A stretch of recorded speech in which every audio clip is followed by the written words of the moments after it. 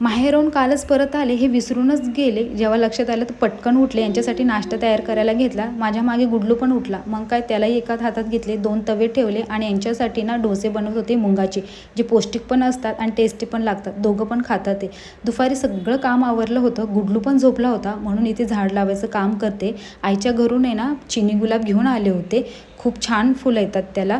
आता इथे माझ्याकडे कुंडी नव्हती, मडकंच होतं. म्हटलं चला मडक्यात कसं ना लावून घेते, नाही तर सुकून जातील. एवढ्या लांबून आणायचा माझा फायदा होणार नाही.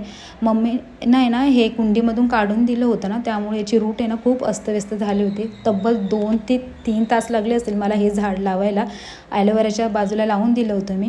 आता हा जो पसारा झाला ना झाड लावता होता तोही मलाच आवरायचा होता. म्हटलं गुडलू उठल्याच्या आत मी पटकन आवरून घेते, नाही तर तो जास्त माझ्यासाठी पसारा करून ठेवेल.